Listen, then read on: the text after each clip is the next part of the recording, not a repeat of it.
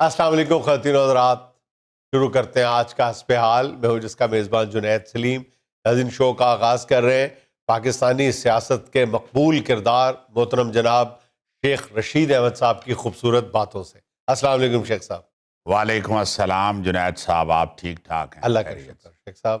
بہت شکریہ آپ کا، آپ کے شو میں آ کے تو جو دل خوش ہو جاتا ہے، اور میں آپ کو یہ کئی دفعہ بتا چکا ہوں کہ آپ کے شو میں دل کا سچ کہنے کو جی چاہتا ہے۔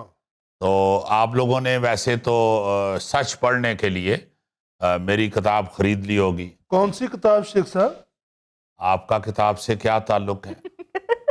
مجھے معلوم ہے گوگا جی، آپ کتاب صرف اس وقت پکڑتے ہیں جب آپ نے ٹیبل کے نیچے دے کے اسے بیلنس کرنا ہو۔ کتاب زیست کا ایک صفحہ اور پلٹ گیا۔ اللہ خیر کرے۔ لو جی، آج بارش بہت تیز ہونی ہے۔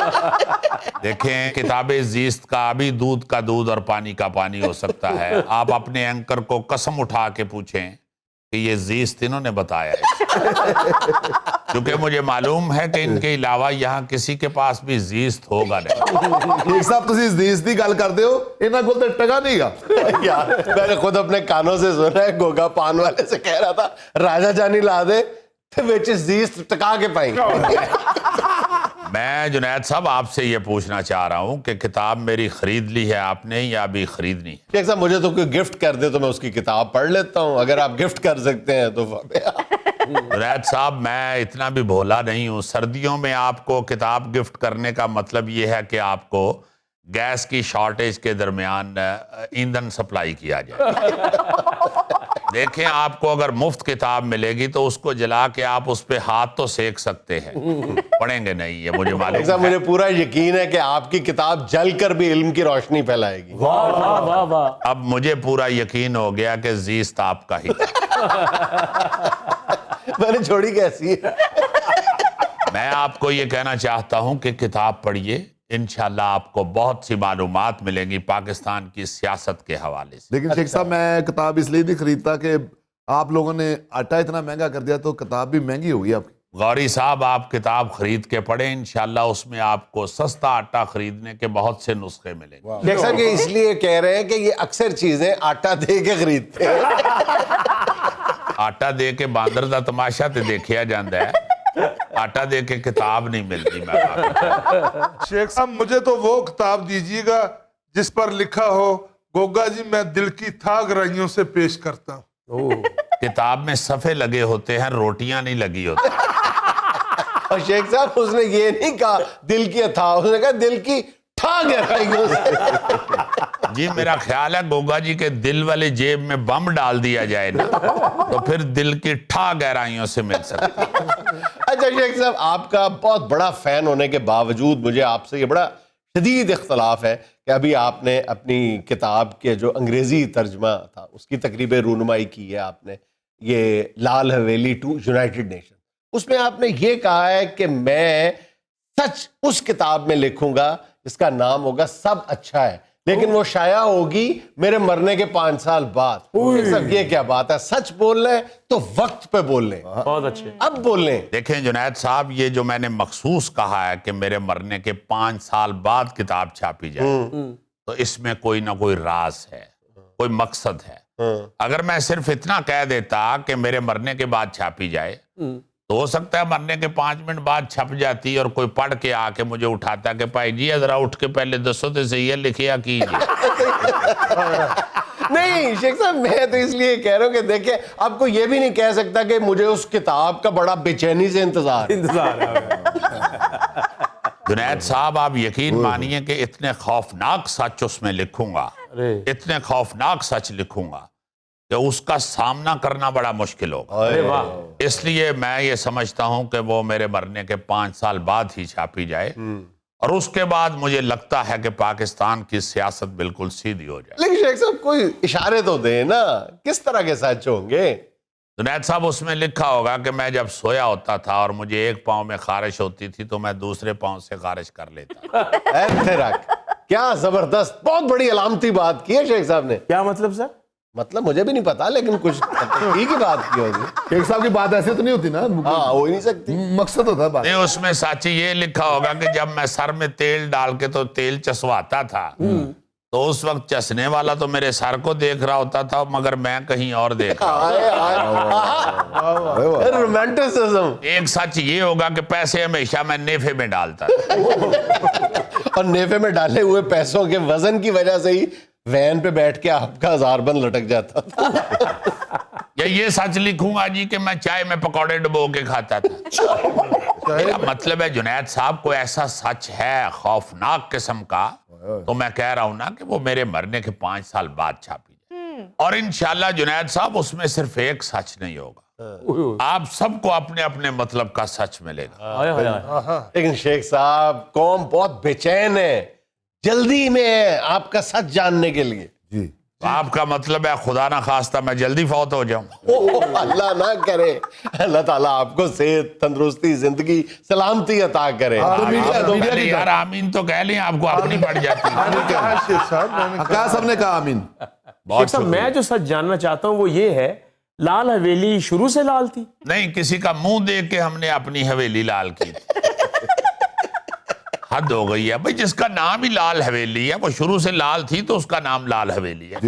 ये कोई रोटी थोड़ी है जो तवे पे लाल कर ली जाए। शेख साहब की लाल हवेली लाल भला क्यों है? क्यों सर? इस निजाम की बेइंसाफियों पे वो सीख पाए, उसका मुंह जो है वो गुस्से से लाल हुआ हुआ है। लाल बात हवेली अच्छी ऐसे ही है ना जुनैद शेख साहब? साहब, ये जीस्त आपने ही बताया। अच्छा शेख साहब, मैं ये सच जानना चाहता हूँ कि लीडर आप हम गरीबों के बनते हैं, बात आप गरीबों की करते हैं, और सिंगार इतना महंगा पीते हैं आप। और तेनू खुश करने वास्ते थोड़ा पीन लग पवा। इस गार महंगा ही होंदा है, हुण केटू वाले नहीं बनाते तो मैं की करा। शेख साहब, मैं आपकी आने वाली किताब में आपकी जिंदगी का सबसे बड़ा सच पढ़ना चाहता हूँ ओए, कि आपने शादी क्यों नहीं की। क्यों नहीं की शादी, क्यों नहीं की आपने? यार तू दानिशवर नहीं या रिश्ते कराने वाली माई है? तेनू कादी शादी दी पई है, तेरा वाजा बुक नहीं होन डे। हद हो गई है भाई। जो इस कौम के मसाइल हैं, जो इस मुल्क के बेसिक मसाइल हैं, उनकी बात पूछें, उनकी बात करें, और इंशाल्लाह आपको उस किताब में यही कुछ मिलेगा। हाँ, वाह वाह। ਤੁਸੀਂ ਵੀ ਸ਼ੇਖ ਸਾਹਿਬ ਦੇ ਕੋਲੋਂ ਕੋਈ ਸੱਚ ਸੁੱਚ ਪੁੱਛ ਲਵੋ ਕਿ ਸ਼ੇਖ ਸਾਹਿਬ ਨਾਲ ਸੈਲਫੀ ਖਿਚਾਣ ਲਈ ਆਏ ਹੋ।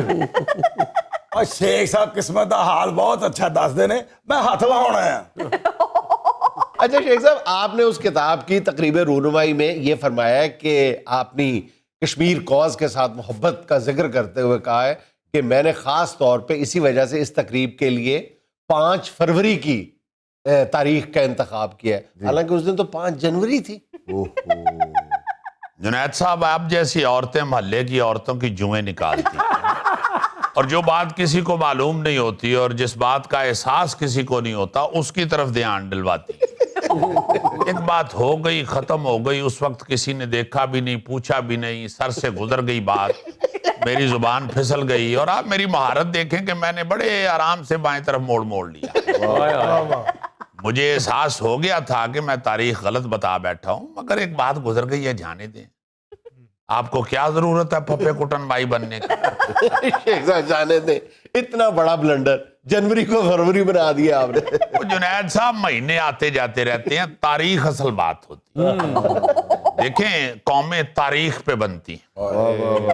कौमें अपनी तारीख पे नजर रखें तो फिर उनको अजीम कौम बनने का शर्फ हासिल होता है। तो आप सिर्फ तारीख देखें, महीने की तरफ ना देखें। बात यह है कि इंशाल्लाह किताब के अंदर आपको बहुत कुछ मिलेगा, और असल जो मेरा मकसद था वो भी पूरा हुआ है, चूंकि हर बंदा उसको डिस्कस कर रहा है कि वो सच क्या होगा। और सच्ची बात यह है कि सच उसमें कुछ भी नहीं होगा, बस मैंने रौला डलवाना था, वो मैंने डलवा दिया है। जिसके आप मास्टर हैं। जुनैद साहब, देखें, ये बात तो अब हर बंदा जानता है कि लोग किताब नहीं पढ़ते, और मैं बचपन से जानता हूं, चूंकि आपको मालूम है कि मैं बचपन में किताबें बेचा करता था। लाल हवेली के बाहर थड़े पे किताबें बेचा करते थे। और उस वक्त भी किताबें बिकती नहीं थी, हाँ, और मुझे उस वक्त से ये एहसास है कि लोग किताब के शौकीन नहीं। तो इसलिए मैं चाह रहा था कि इसकी कोई पब्लिसिटी इस तरह की जाए, कोई इस तरह की बात छोड़ी जाए कि ये किताब बिके। اور وہ میں نے چھوڑ دیا، اور انشاءاللہ یہ کتاب بہت بکے گی، مجھے معلوم ہے۔ شیخ صاحب نے وہی طریقہ اپنایا مداری والا کہ کھڑے رہنا، پیروں دی مٹی نہ چڑھنا، انہیں سانپ نیولے دی لڑائی شروع ہوئے گی، وہ نہیں ہوتی۔ شیخ صاحب کا سچ بھی سانپ اور نیولے کی لڑائی ہے۔ نہیں جنید صاحب، سانپ اور نیولا تو اس لیے نہیں لڑتے کہ یہ سارے بیچ میں ایک ہی ہیں۔ یہ جو رولنگ الیٹ ہے نا جی، ان سب کے مقاصد ایک ہی ہیں۔ اچھا شیخ صاحب، آپ رولنگ ایلیٹ کے خلاف اتنا بولتے ہیں، آپ خود اسی رولنگ ایلیٹ کا حصہ ہے؟ نہیں جنید صاحب، میں تو ایک غریب آدمی ہوں، ورکر ہوں، مزدور بندہ ہوں۔ ہمیشہ سے اقتدار میں ہیں آپ۔ وہ تو اللہ کے فضل سے غریب آدمی مجھے ووٹ دیتا ہے، اور میں غریب کی نمائندگی کے لیے جاتا ہوں ضرور اسمبلی میں۔ دیکھیں، خود تو میں وزیر نہیں بن جاتا نا، مجھے بنایا جاتا ہے اور عوام بناتی ہے، اور اللہ کے فضل سے عوام کی مہربانی سے میں بنتا ہوں وزیر۔ اور اس دفعہ بھی عمران خان کی مہربانی کہ انہوں نے مجھے 15ویں دفعہ وزیر بنایا۔ شیخ صاحب بات بڑی ہے، منہ ذرا چھوٹا ہے۔ اگر یہ چھوٹا منہ ہے تو پھر بات بہت بڑی ہے۔ بتائیے۔ اے مفرل مینوں دے کے جانا۔ بہت اچھے، منہ بھی چھوٹا سی تے گل بھی چھوٹی کی۔ یہ مفلر کیوں دے جاواں جی، تسی پھانسی لگنا ہے؟ یہاں ہمیں لینا ایک چھوٹا سا وقفہ، ہمارے ساتھ رہیے گا۔ موبائل نے ایک اور چیز بھی غائب تو نہیں کی، لیکن بہت زیادہ ان میں کمی کر دی ہے، وہ بچوں کے کھلونے۔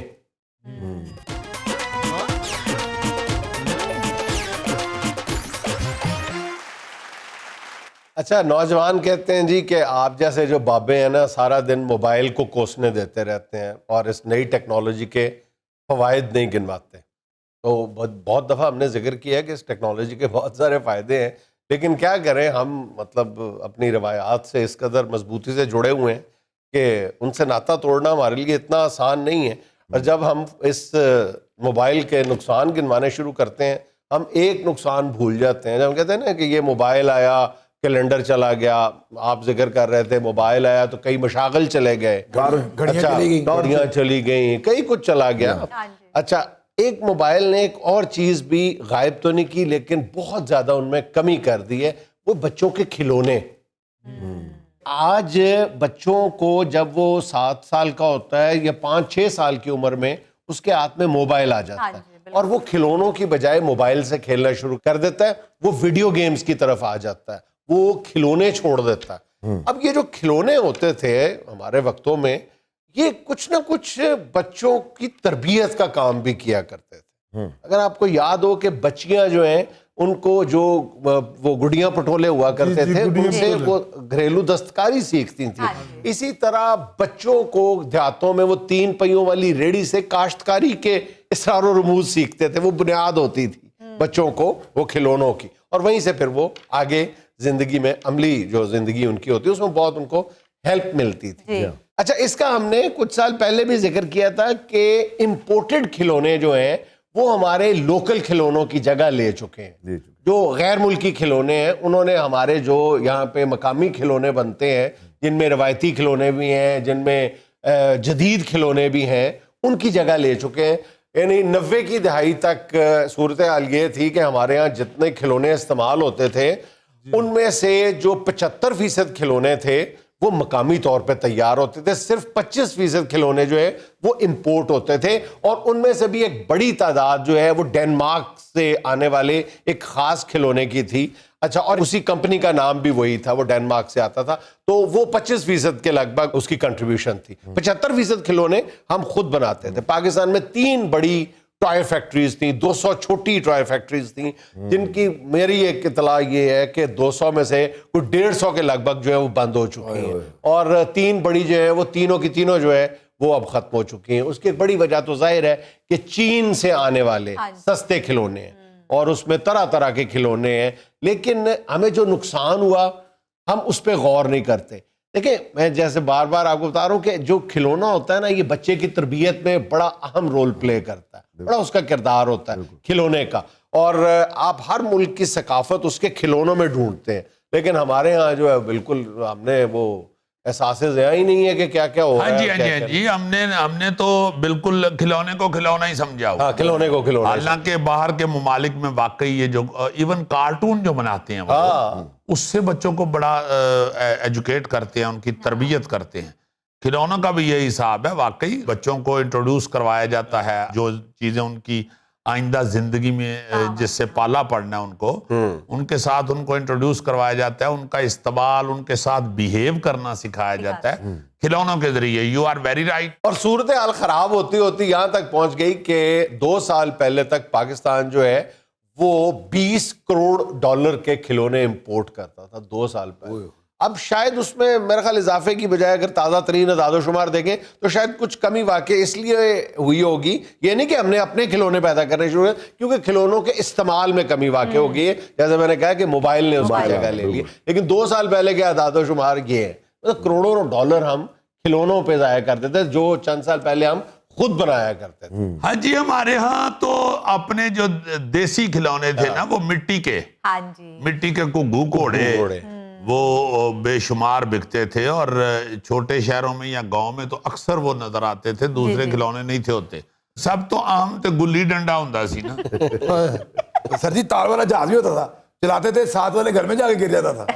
اور پھر منت سماجت کر کے واپس لیتے تھے، جیسے امریکہ ہم سے اپنا ہیلی کاپٹر نہیں مانگ کے لے کے گیا. ہاں جی، ہاں جی، بقاعدہ وقت پی جاتا سی، وچ UN نوں ایپلیکیشن دینی پیندی سی، ساڈا جہاز ادھر ڈگ پیا، انہوں نے کہا وہ واپس کر دے.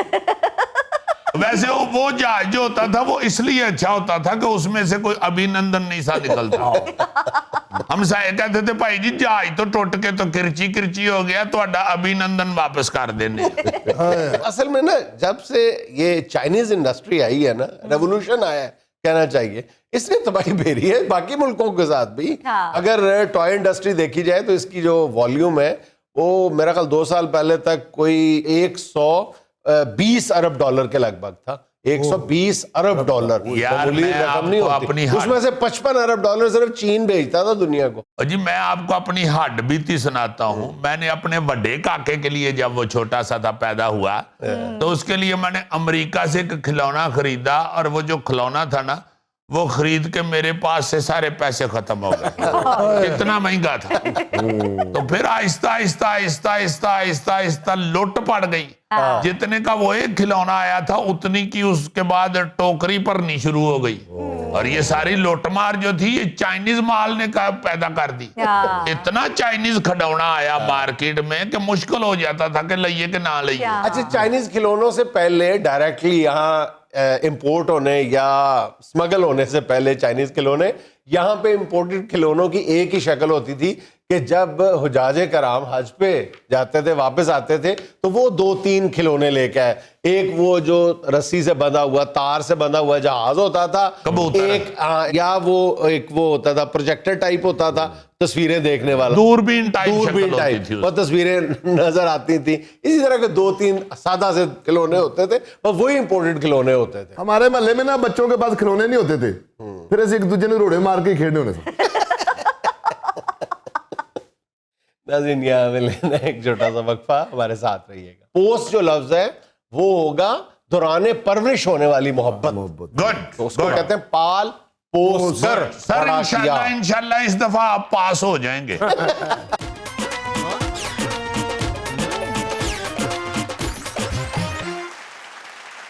بچوں آج ہمارا پیریڈ ہے اردو کا ماشاءاللہ, اور اردو میں آج اس پیریڈ میں ہم ان تراکیب کا ذکر کریں گے, ان لفظوں کا مطلب جاننے کی کوشش کریں گے کہ جو دوسرے لفظ کے ساتھ مل کے کسی ترکیب کی صورت میں تو استعمال ہوتے ہیں لیکن الگ وہ لفظ آپ نے کبھی بھی سنا نہیں ہوگا, بولا نہیں ہوگا, اور اس کے مطلب کا بھی آپ کو پتہ نہیں ہوگا کہ الگ کیا لفظ ہے. یہ خاص دوسرے لفظ کے ساتھ مل کر ہی ترکیب کی صورت میں, محاورے کی صورت میں وہ بولا جاتا ہے. مثلاً سر مثلاً پال پوس, پالنا تو آپ نے سنا ہوگا, پوس کیا ہوتا ہے؟ ہاں یہ تو پہلے بھی سر ہم نے کیا سر. سر یہ ویسے ایک نئی چیز ہے.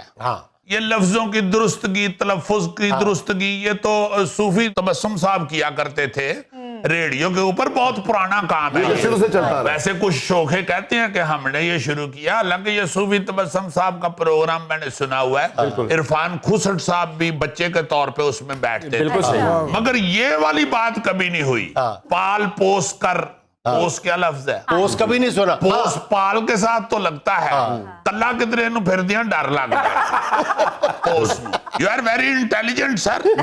چلے پال پوس سے شروع کر لیتے ہیں. पोस का मतलब होता है बचपन में दौरान परवरिश होने वाली मोहब्बत, उसको कहते हैं पोस।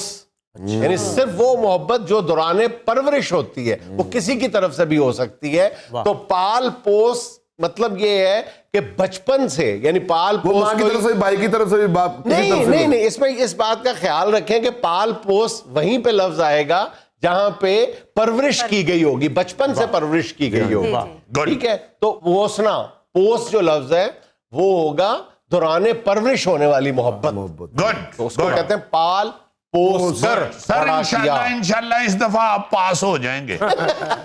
मेरा मतलब है कि हम पास हो जाएंगे। अच्छा बेटा, एक लफ्ज है जमीनों आसमान के कलाबे मिलाना। कलाबे, जमीनों आसमान के कलाबे मिला दिए उसने, उसकी तारीफ करते हुए। कलाबे मिला दिए। कलाबे या कलाबा, आपने वैसे लफ्ज सुना है कभी? कभी नहीं सुना। तो कलाबे का क्या मतलब है? सर वो जो होता है कि कलाबे भरता हुआ गया। वो कलांचे भरता हुआ। अच्छा, कलांचे कलांचे कलाबे का कदर लगता है सर। कलाबा या कलाबे कहा जाता है जोड़ लगाने वाली चीज को, या मछली पकड़ने के लिए जो कांटा इस्तेमाल होता है उसको कलाबा कहा जाता है। तो जो जमीन और आसमान को मिला देना, जमीन आसमान एक कर देना उस कुंडी की मदद से, उसको कहते हैं कलाबा। सर जी बिजली जो तारों पे कलाबा डालते हैं, हाँ, वो भी कलाबा ही डालते हैं। और बाद में वही जो बिजली चोरी का कलाबा है, वो वापडा जो है वो सार्फिन पे डालती है, वो भी कलाबा ही है। हाय हाय। यार बात आगे भी चलने दो, तुमने क्या कलाबा पाया हुआ है? यार बिजली कोई चोरी करा और कलाबा हम पे डल जाए, क्या बात थी? अच्छा, एक है जी जान जोखम में डालना, जिनको आप आम तौर पे जिस तरकीब को जान जोखों में डालना भी कहते हैं। अब आपने जोखम या जोखों अलग लफ्ज कभी नहीं सुना होगा। जी बिल्कुल। तो जोखम का क्या मतलब है? जान जोखम में डालना। क्या सर, क्या मतलब है इसका? जोखम का मतलब है नुकसान में, मुश्किल वक्त से दो-चार करना, जोखों में या जोखम में डाल देना, उसको जान अपनी नुकसान में डाल देना, मुश्किल में डाल देना। तो दैट इज जान जोखम में या जान जोखों में डाल देना। Good good. सर आप मुंह से तो इंग्लिश लगते हैं। हरकतें आपकी माशाल्लाह उर्दू की बहुत अच्छी। अच्छा, अभी मैं एक लफ्ज बताऊंगा, तरकीब बोलूंगा, आप लामाला बताएंगे जरूर मुझे, लेकिन गलत बताएंगे। अच्छा जी। एक लफ्ज होता है, तरकीब बोली जाती है उर्दू में, शशो पंज। शशो पंज में मुब्तला हो जाना। सर पंज तो हो गया ना 5। और शश हो गया 6। हाँ जी। तो फिर इसका क्या मतलब? शशो 5 यानी 6 5 11। अच्छा, इसके दो मतलब है। यहाँ पे शश का मतलब 6 है और पंज का मतलब जरूरी नहीं कि 5 ही हो। पंज जो लफ्ज है ना, वो फारसी में 7 साला घोड़े को कहा जाता है। जब घोड़े की उम्र 7 साल होती है तो उसके तमाम दांत मुकम्मल हो जाते हैं और 2 बड़े दांत भी निकल आते हैं, जिसको कहते हैं कि जैसे बकरा दोंदा होता है तो घोड़ा भी दोंदा हो जाता है। तो वो मुश्किल होता है बताना। वो 6 साल की उम्र खत्म होने पे 7वें साल में जाके घोड़ा जो है वो पंज हो जाता है। 5 यानी 7 साल का हो जाता है। तो उस वक्त कहा जाता है कि ये घोड़ा पंज घोड़ा है, ये पंज है। ठीक है, 7 साल के घोड़े को पंज का। अब शशो पंज का क्या मतलब है कि पता नहीं ये शश यानी 6 साल का है या 7 साल का है। डाउट है अभी। ये बड़ा डाउटफुल है, पता नहीं है ये क्या मामला है। बहुत इसलिए शशो पंज कि यार पता नहीं ये दोंदा यानी ये बड़े पूरे इसकी उम्र जो है 7 साल है या नहीं है। ये तो सर इतनी मुश्किल में क्यों उर्दू डाल देती है? सीधा उर्दू क्यों नहीं कहती 607? हर जबान की जो ओरिजिन है वो इसी तरह पुरपेच गलियों से गुजर के फिर हम तक पहुंचती पुरपेच गलियां क्या होती हैं? ये बताओ। पुरपेच गलियां। मैं कौन सी कुल्फियां बेचता हूँ? अच्छा, अब ये पुरपेच जो मैंने लफ्ज बोला है, इसका मतलब भी देखो, पेचो खम लफ्ज सुना होगा, पेच अलग नहीं सुना होगा, पुरपेच के साथ पेच सुना होगा, ठीक है, पेच अलग नहीं सुना होगा।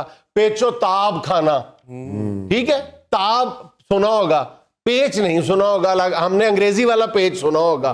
पेच का मतलब होता है खमदार, मुड़ी हुई पगड़ी, जो दस्तार के बल होते हैं उसको भी कहा जाता है पेच। तो वो सर इंग्लिश वाला पेच भी यही है ना? अंग्रेजी में भी पेच नहीं होता, स्क्रू होता है, उसको हम उर्दू में कहते हैं पेच। वो भी शायद खमदार होने की वजह से कहते हैं। बिल्कुल ठीक बात। तो ये जो पेच लफ्ज है इसका मतलब है خمد پرپیچ گلیاں، پیچ و تاب کھانا. یہاں پہ پیچ کا مطلب کیا ہے؟ پیچ و تاب کھانا مطلب غصے میں چکر چڑھ جانا. یعنی خم، یعنی یہ ہماری جو شکن ہے اس پہ بل آ جاتا ہے. اچھا جی، ایک اور لفظ ہے گلچھرے اڑانا. ہاں جی. پہلی بات تو یہ ہے کہ یہ ہمیشہ جمع میں استعمال ہوتا ہے، کبھی گلچھرا نہیں اڑایا جاتا، گلچھرے ہی اڑائے جاتے. جی بالکل. ٹھیک ہے، مطلب آپ کو پتہ ہی ہوگا، عیاشی کرنا. جی، گلچھرے اڑانا یہ تو بہت سنا ہے ہے نا. گلشن. لیکن آپ نے الگ کبھی لفظ نہیں سنا ہوگا گلچھرے کیا ہوتا ہے. بالکل صحیح. کوئی لچھے دار چیز لگتی ہے نا. لیکن گلچھرے جو ہوتا ہے وہ وقت کو اور پیسے دونوں کو کہتے ہیں. گلچھرے اڑانا، وقت اڑا دینا، پیسہ ضائع کر دینا، اس کو کہتے ہیں گلچھرے اڑانا. ٹھیک ہے. ویسے آپ نے کبھی نہیں سنا ہوگا گلچھرے، وقت اور پیسے کے لیے بھی استعمال نہیں ہوتا ہوگا، سنا ہاں ہوگا. جی ہاں جی. بالکل ٹھیک ہے. یہ نہیں کہتے کہ بھائی جی آپ کے پاس کچھ گل ہیں، یا بندہ کہے کہ خو میرے تو شو کا چھرے ہو گیا. سر میں نے سوچا ہوا میرے پاس پیسہ آ گیا نا، میں نے گلشرے اڑانے. اسی لیے آتا ہی نہیں. تھوڑے سے بھی پیسے ہوں تو اڑا لیتے ہیں گلچھرے. جو ڈیگتے رہو گے نا کہ پیسے زیادہ ہوں گے تو گلچھرے اڑائیں گے، پھر نہیں اڑا سکتے. اچھا جی، ایک لفظ بولا جاتا ہے ناک منہ چڑھانا. ٹھیک، اور عام طور پہ اس کو غلط العام کیا ہے ناک منہ چڑھانا. منہ نہیں ہوتا، بھوں ہوتا ہے. یہ بھوں کیا چیز ہوتی ہے؟ ناک بھون، ناک بھوں چڑھانا. بھوں بھوں یہ کہتے نہیں ہے. یہ بھویں کو بھون کہتے ہاں، very good. میں نے تمہیں کہا تھا مجھے منیٹر بنا لو. ابرو کو کہتے ہیں بھوں. اور ناک بھوں چڑھانا، ایسے کرنا، ناک بھوں چڑھایا تھا. تھینک یو ویری مچ سر. آپ نے ایک نئی چیز بتائی ہے اور انشاءاللہ ہمیں بہت فائدہ ہوگا اس کا. Thank you very much. Sir ji بارش والے دن آن لائن کلاس نہیں ہو سکتی؟ وہ تو آن لائن کلاس دے دیں گے، تم نے گھر نلکے میں سے آن لائن سننی ہے. لینو میں تم رہتے ہو اور آن لائن تم. وہ لیپ ٹاپ یا کمپیوٹر ہو تو پھر آن لائن ہوتی ہے کلاس. اور اس نے کہا بھی on line class. On line بھی ہو سکتی ہے، بھی جاؤن لائن بھی ہو سکتی ہے. ناظرین، یہاں میں لینا ایک چھوٹا سا وقفہ، ہمارے ساتھ رہیے گا. آج ہم اپنے ہیرو جناب فلم سٹار، اداکار، صداکار افضال احمد صاحب کا ذکر کریں گے.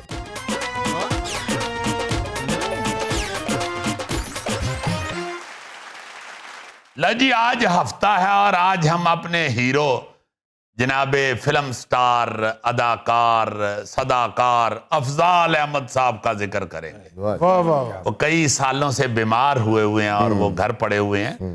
ایسا فنکار کوئی دوسرا نظر ہی نہیں آتا پاکستان. کیا بات ہے، کیا بات ہے، جواب نہیں.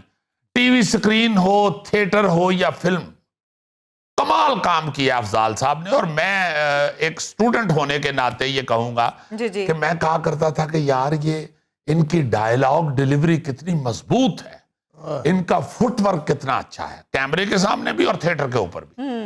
تھیٹر کے سٹیج کے اوپر بھی کمال فٹ ورک، کمال ڈائیلاگ ڈیلیوری.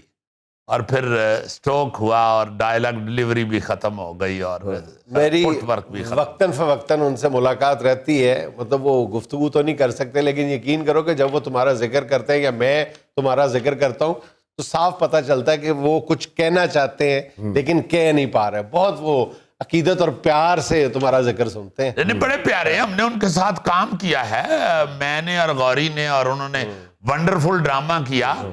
ہوئے ہوئے ہوئے ہوئے مجھے یاد ہے آخری شو پہ رونا شروع ہو گیا. اونچا اونچا روئے کہ یار یہ مزہ ختم ہو گیا ہے، یہ ہماری گیدرنگ جو ہم اکٹھے ہو رہے تھے روز، یہ ختم ہو گئی ہے.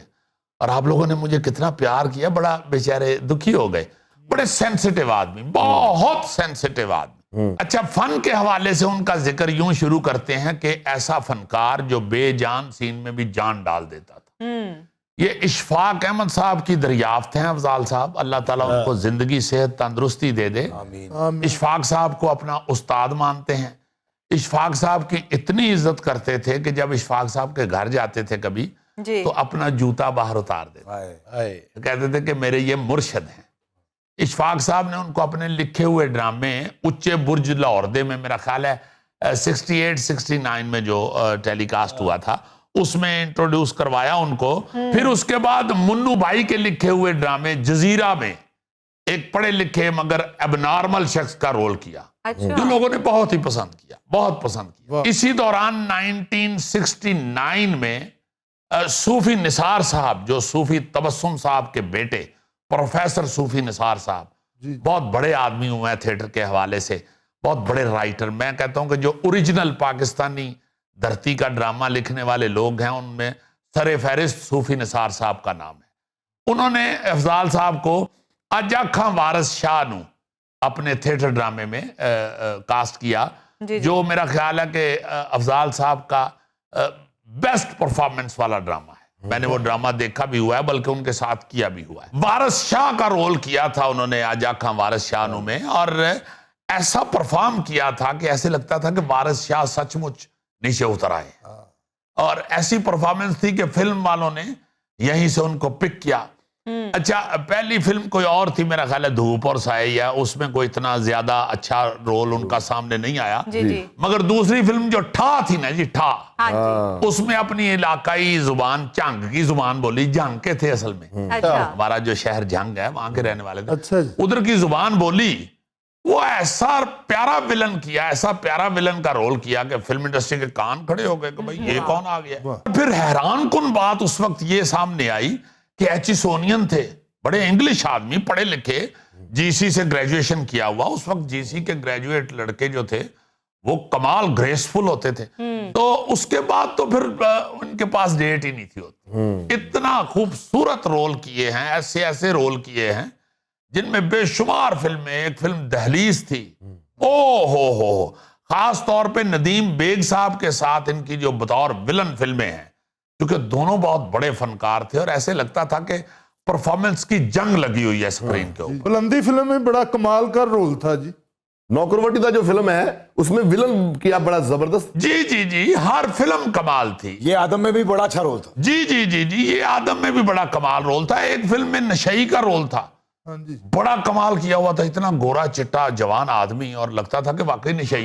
یہ تو فلم انڈسٹری کی بات ہے نا جی. تھیٹر لور اتنے زیادہ تھے کہ مجھے ان کا فکرہ یاد ہے کہ مجھے کہتے تھے کہ میں تھیٹر میں کچھ ایسا کرنا چاہتا ہوں کہ میں کہتا ہوں کہ لاہور میں میرے اسٹیچو بنے ہوں, اور لوگ لاہور کو تھیٹر کا شہر کہنا شروع ہو. پھر انہوں نے اپنی زرعی زمین جو ان کی پراپرٹی تھی بزرگوں کی, وہ ساری بیچ دی, ہر چیز اپنی بیچ کے تو یہ تماثیل تھیٹر انہوں نے قائم کیا. باہر سے لائٹیں لے کے آئے, بڑی لائٹ ایفیکٹس جو ہیں وہ خرید کے لائے, بڑے مہنگے. پہلا ریوالونگ سٹیج یہاں پہ بنایا پاکستان میں, مطلب بڑا خوبصورت تھیٹر بنایا اپنی ہر چیز بیچ کے. اور اللہ تعالیٰ نے موقع نہ دیا, ان کو سٹروک ہو گیا اور بیچارے گھر جا پڑے. اللہ تعالیٰ ان کو صحت تندرستی دے دے اور دوبارہ اپنے پاؤں پہ کھڑا کر دے. اپنے تماثیل تھیٹر میں, اپنے ہال کے اندر ایسا ایسا ڈرامہ کیا ہوا ہے, جنم جنم کی میلی چادر, یہ تیرے کمال کے بندے, راتیں جاگتی ہیں. ہاں جی, بے شمار سپر ہٹ ڈرامے, سوزی اینڈ سینڈو اور بہت سے, محبتوں کے مسافر, عثمان پیرزادہ صاحب نے وہاں پہ ڈائریکٹ کیا تھا. مطلب سب کو انہوں نے کہا کہ بھائی میرے ساتھ ملو اور ایک یہاں پہ بین الاقوامی سطح کا تھیٹر کریں, اور انہوں نے کیا. اچھا, پھر جو انتہائی خوبصورت ان میں بات تھی نا جی, وہ یہ تھی کہ باقاعدہ ڈرامہ یہ سوچ کے شروع کرتے تھے کہ اس نے سالوں چلنا ہے. چلے بھی, سالوں چلے ان کے ڈرامے, اور یہ رواج ان کا جو یہاں پہ ڈالنا تھا وہ ایک بہت اہم چیز تھی, بڑی اہم بات تھی. ورنہ تھیٹر ایکٹر اس سے پہلے پس رہا تھا بیچارہ, ہر 15 دن کے بعد ڈرامہ چینج کرنے کی عادت تھی اور لوگ کرتے تھے. تو انہوں نے مہینوں ریہرسل کر کے سالوں چلنے والا ڈرامہ بنایا, جو جس لائن پہ ہم لوگ بھی اللہ کے فضل سے چلے. یہ افضال صاحب ایسے شخص تھے جنہوں نے یہ راہ دکھائی. اور پھر افضال صاحب مطلب اتنا جنونی بندہ میں نے نہیں دیکھا. کہ میں نے ڈرامہ جو ہم نے ونڈرفل کیا وہ ہمارا ڈرامہ تھا, اور اس میں ہم نے کاسٹ کر لیا ان کو بطور اداکار. تو باقاعدہ ریہرسل پہ ٹائم پہ آنا, اور پھر آ کے مجھے پہلے دن جب انہوں نے کہا نا جی مجھے بتائیے مجھے کیا کرنا ہے, تو میرے پسینے چھوٹ گئے, میری ٹانگیں کانپنی شروع ہو گئی. افضال صاحب یہ کیا کہہ رہے ہیں؟ تو مجھے بڑا ہنس کے کہتے ہیں میری جان آپ ڈائریکٹر ہیں, مجھے بتائیں, میں اداکار ہوں, مجھے بتائیں. تو باقاعدہ بڑے ذمہ دار بندے تھے, شوق سے کام کرتے تھے. مجھے یاد ہے فلم میں ہم لوگ ایک دفعہ اکٹھے تھے کسی فلم کے اندر, تو کوئی سین اپنا یاد کر رہے تھے، تو میں پاس گیا سلام کرنے کے لیے، جی جی تو مجھے کہتے ہیں کہ یہ ذرا سکرپٹ پکڑیں اور مجھے کیوں دیں اور سنیں ذرا، میں نے ڈائلاگ یاد کیے ہیں۔ تو میں نے کیوں دینا شروع کر دیے، تو وہ بولنا شروع ہو گئے اور باقاعدہ پرفارم کرنا شروع ہو گئے۔ بخدا مجھے ایسے لگا کہ یار یہ اتنا بڑا اداکار، تو یہ آف کیمرہ بھی کس قدر جنونی ہے کام کے لیے۔ تو جب سارا سین سنا دیا، یاد جو کیا ہوا تھا، تو میں نے کہا یہ تو سارا یاد ہے آپ کو؟ کہتے ہیں یاد کو چھوڑو، یہ بتاؤ کیا کیسا۔ بڑے مزیدار آدمی، بڑے مزیدار بندے تھے۔ اللہ پاک ان کو زندگی دے، تھے کا لفظ اس لیے استعمال کر رہا ہوں کہ فیلڈ چھوڑ گئے۔ اللہ پاک ان کو اپنے پاؤں پہ کھڑا کر دے اور لمبی زندگی عطا کرے، اپنے بچوں کے سر پہ سلامت رہیں۔ میں نے ایسا جنونی اداکار، اپنے کام سے محبت کرنے والا بہت کم دیکھا ہے۔ بڑا پیار کرنے والے تھے ہر ایک کے ساتھ، اور آف کیمرہ بڑے مزیدار، سب سے گھل مل جانے والے، اور خاص طور پہ چھوٹے سے مراد یہ جو پاپولر آرٹسٹ نہیں تھے، جنہیں اب ہم جونیئر ایکٹرز کہتے ہیں، ان کے ساتھ بڑے فری ہوتے تھے، ان کے ساتھ مذاق، ان کے ساتھ دوستیاں ہوتی تھی افضال صاحب کی۔ اللہ ان پہ رحمت کر دیا۔ ایک بات یہاں جو بہت اہم کرنے والی ہے کہ آج تک ان کو کوئی صدارتی ایوارڈ نہیں ملا۔ کتنی شرمندگی والی اور دکھ کی بات ہے، بخدا اتنی شرم آتی ہے اپنے آپ پہ بھی کہ یار یہ کیا، افضال صاحب کو پرائیڈ آف پرفارمنس یا ستارہ امتیاز، میں تو کہتا ہوں انہیں حلال امتیاز ملنا چاہیے جیسے وہ شخص ہوئے ہیں۔ مطلب اس طرح کا کام شوبز کے لیے کسی نے اتنی خدمات سر انجام نہیں دی، کسی اداکار نے جتنی افضال صاحب نے انجام دی۔ ناظرین، یہ تھا آج کا اسپیال، اور آج کی چھوٹی سی بات یہ کہ الفاظ چابیوں کی مانند ہوتے ہیں، کئی دلوں کو کھول دیتے ہیں، کئی زبانوں کو بند کر دیتے ہیں۔ واہ خوش رہیں، خوش رکھیں۔ آپ سے ملاقات ہوگی انشاءاللہ کل۔ اللہ حافظ۔